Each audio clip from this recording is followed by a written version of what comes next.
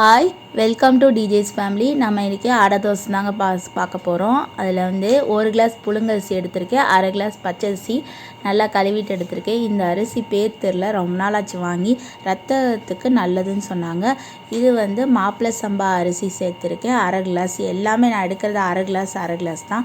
இது வந்து தட்டாம்பயிறு, அதுக்கப்புறம் 1/2 டம்ளர் கொண்டக்கடலை, 1/2 டம்ளர் வெள்ளை சோயா பீன்ஸு, 1/2 டம்ளர் பாசிப்பருப்பு, அதுக்கப்புறம் 1/2 டம்ளருக்கு கொஞ்சம் குறைவாக கடலப்பருப்பு எடுத்திருக்கேன். அதுக்கப்புறம் 1/2 டம்ளர் வந்து துவரம்பருப்பு எடுத்திருக்கேன். இதுக்கு பதிலாக நீங்கள் மைசூர் டால் சேர்க்கலாம். இதை வந்து நல்லா கழுவி எடுத்துக்கிறோம். இப்போ 2-3 வாட்டி அந்த அழுக்கெல்லாம் கழுவி எடுத்துக்கிறோம். கழுவிட்டு நல்லா வெள்ளை தண்ணி வர அளவுக்கு கழுவி எடுத்துகிட்டு இப்போ நல்லா ஊற வச்சிடணும். நைட்டே ஊற வச்சுட்டு காலையில் எடுத்து அரைக்கும் போது லைட்டாக ஒரு புளிப்புத்தன்மை வரும். இதை அரைச்சி வெங்காயம் கடலப்பருப்பு எல்லாம் வதக்கி போட்டு இது பண்ணால் தோசை. நான் பச்சை மிளகா தொக்கு வச்சு சாப்பிட்டேன். இதில் தேங்காய் சட்னி சாப்பிட்டா இன்னும் நல்லாயிருக்கும்.